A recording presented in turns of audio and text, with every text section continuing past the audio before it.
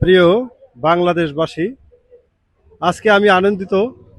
আমরা সনাতন ধর্ম অবলম্বী, আমি থেকে সারা বাংলাদেশের সনাতন ধর্ম অবলম্বী আমরা অনেক আতঙ্কে ছিলাম। এমনি এক আতঙ্ক আমাদের মধ্যে বিরাজ করছিল যে কখন যেন আমাদের মাঝে এসে নারায়াত তাকবীর বলে আমাদেরকে আগুন ধরে পুড়িয়ে দেয়।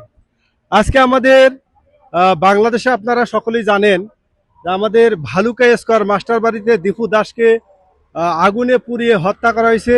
যে ছেলেটি একদম নির্দোষ ছিল, যার কোনো দোষ ছিল না, বিনা দোষে তাকে পুড়িয়ে মারা হয়েছে। আমি একজন ব্যক্তি, আমি একাধিকবার জেলে গিয়েছি, একাধিকবার আমাকে জেল জুলুম করা হয়েছে, ধর্ম অবমাননার দায় আনা হয়েছে, এনে আমাকে জেল জুলুম নির্যাতন করা হয়েছে। আমি আজকে খুব আনন্দিত এবং গর্বিত যে আমাদের সেই ধানের শীষ প্রয়াত দেশনেত্রী বেগম খালেদা জিয়া তিনি চলে গিয়েছেন।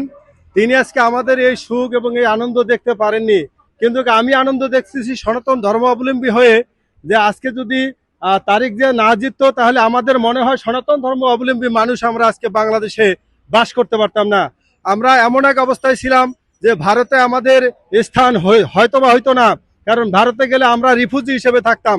আজকে আমরা বাংলাদেশে সনাতন ধর্মের পক্ষ থেকে এবং আমি গাজীপুর জেলার পক্ষ থেকে এবং আমার জন্মস্থান লালমনিরহাট জেলার পক্ষ থেকে ধানের শীষ তথা বিএনপির অঙ্গ সংগঠন সকল ব্যক্তিদেরকে আমি শুভেচ্ছা জানাই।